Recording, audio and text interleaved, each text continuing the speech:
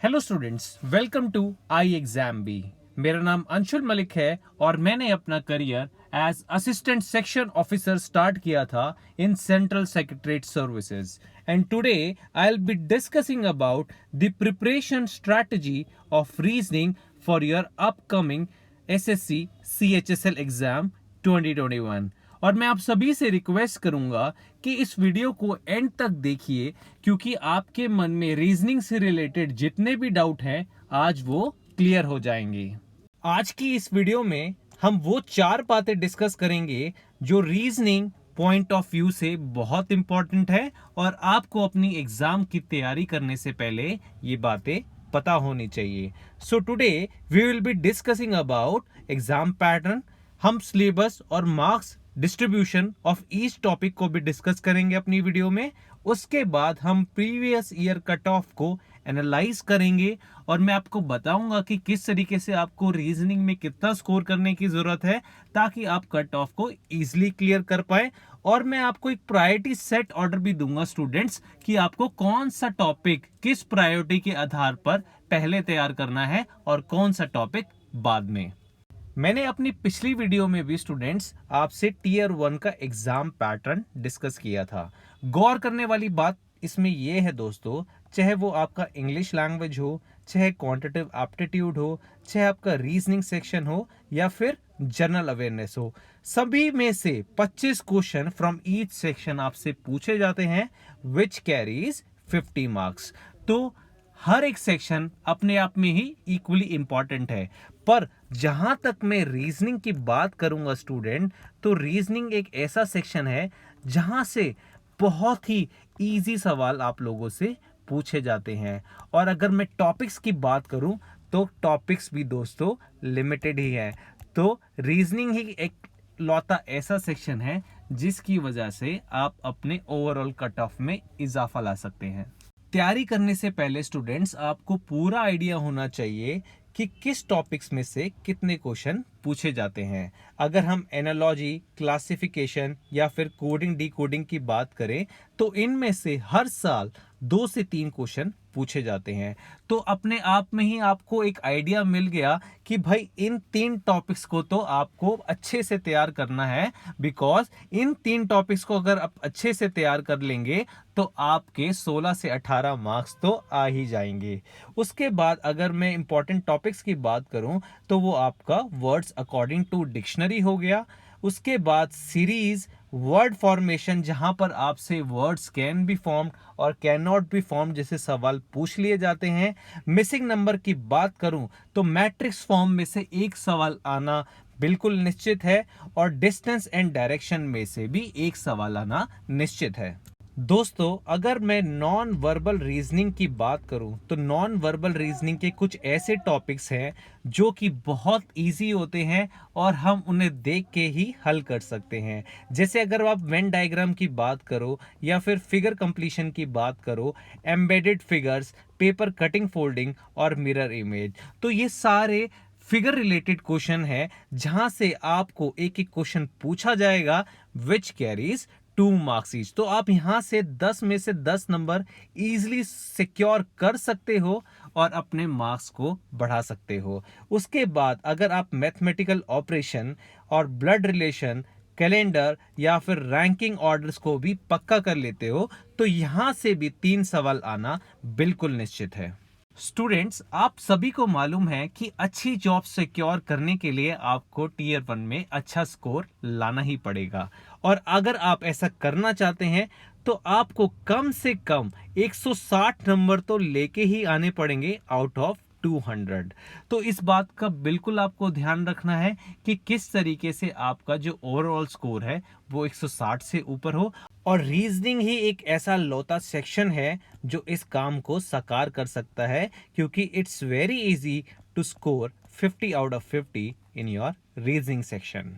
Students based on my analysis and experience मैंने आप लोगों के लिए एक प्रायोरिटी सेट ऑर्डर बनाया है जिसमें मैं आपको ये बताने की कोशिश करूंगा कि आपको कौन से टॉपिक पहले तैयार करने हैं। अगर मैं सेट 1 की बात करूं तो सबसे पहले आपको नॉन वर्बल रीजनिंग को मास्टर करना है। मैं आपको बता चुका हूं कि नॉन वर्बल रीजनिंग में स्कोर करना बहुत इजी है। 6 से 10 मार्क्स का ये ईच टॉपिक है हमारे प्रायोरिटी सेट 1 में। तो जितने भी मैं टॉपिक्स बताऊंगा आप इनको सबसे पहले तैयार करें। तो सबसे पहले आप नॉन वर्बल रीजनिंग को तैयार करेंगे, उसके बाद अपने number series, alpha numeric series, alphabetic series, इन सारे टॉपिक्स को मास्टर करेंगे। उसके बाद आप लॉजिकल रीजनिंग या फिर सिलोजिज्म पे ध्यान देंगे, which includes your Venn diagram also. और उसके बाद आप डायरेक्शन टेस्ट, रैंकिंग टेस्ट जैसे टॉपिक्स को मास्टर करेंगे। राउंड 2 में स्टूडेंट्स आप लोग एनालॉजी, वर्ड अरेंजमेंट, ऑड्समैन आउट या फिर कोडिंग डिकोडिंग जैसे चैप्टर्स को तैयार करेंगे। मैं आपको ऐसा इसलिए करने के लिए बोल रहा हूं क्योंकि इन सभी चैप्टर्स में से एग्जामिनर 2 से 3 सवाल आप लोगों से पूछेगा ही पूछेगा, which carries 4 to 6 marks. Priority set number 3 में आप वेन डायग्राम, मैट्रिक्स और ब्लड रिलेशन जैसे टॉपिक्स को मास्टर कर सकते हैं। स्टूडेंट्स, मैं अपने एक्सपीरियंस के बेसिस पे आप लोगों से कुछ टिप्स शेयर करूंगा। आई होप आप इन सभी को फॉलो करेंगे। तो सबसे पहले आपको एक चीज का ध्यान रखना है कि while solving your reasoning question, do not make any unnecessary assumptions or judgment। बिल्कुल दोस्तों, बहुत सारे लोगों को मैंने देखा है कि क्वेश्चन कुछ और कहना चाह रहा है और लोग उसको गलत एज्यूम करके या गलत जज करके उस क्वेश्चन की स्टेटमेंट का मतलब ही चेंज कर देते हैं। टिप नंबर 2 में स्टूडेंट्स आपको इस बात का ध्यान रखना है कि आपको हमेशा एक टॉपिक ही तैयार करना है एक टाइम में। तो 1 टॉपिक एट 1 टाइम। तो इस चीज का आपको पूरा ध्यान रखना है। मैंने लोगों को देखा है कि 2 से 3 टॉपिक्स को तैयार करते रहते हैं साइड बाय साइड, तो वो अप्रोच बिल्कुल गलत है। पहले आप अपने एक टॉपिक को मास्टर करें एंड उसके बाद जंप टू नेक्स्ट टॉपिक।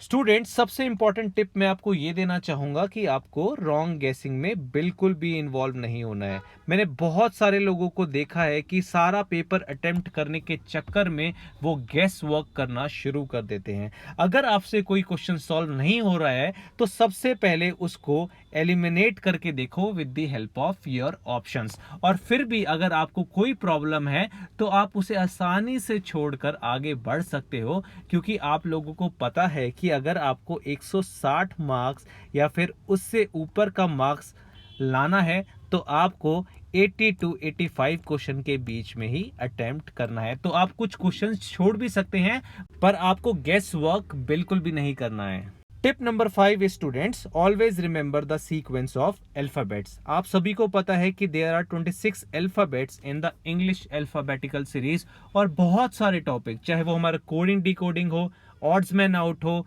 या फिर एनालॉजी हो, तो इन सभी में से आपको वर्ड रिलेटेड या फिर लेटर रिलेटेड सवाल पूछे जाते हैं जहां आपका सीक्वेंस ऑफ अल्फाबेट्स का काम आता है। So I request you to learn the rank of each alphabet.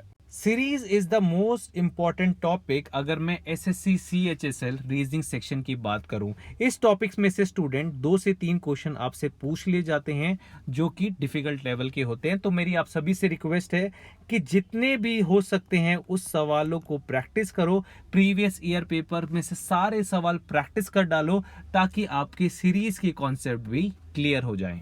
Students, आप लोगों को पता है कि नॉन वर्बल रीजनिंग का बहुत इंपॉर्टेंट रोल है। जहां तक मैं SSC CHSL की रीजनिंग सेक्शन की बात करूं, डाइस या फिर पेपर फोल्डिंग जैसे क्वेश्चंस में आपको 3D इमेज को इमेजिन करना होता है। तो practice these question as much as you can.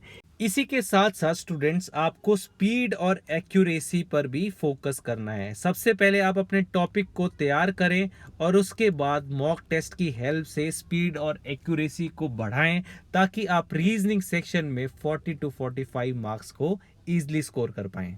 I hope मेरी बताई हुई सारी बातें आप लोग ध्यान रखेंगे और इसे अपने जीवन में अप्लाई करने की कोशिश करेंगे। और अगर आप SSC और रेलवे एग्जाम की तैयारी कर रहे हैं तो आप हमारे SSC B चैनल को सब्सक्राइब कर सकते हैं और जितने भी इंपॉर्टेंट नोटिफिकेशंस हैं या अपडेट्स हैं हम आपके डोर स्टेप्स तक लेकर आएंगे। तो do subscribe and like our video.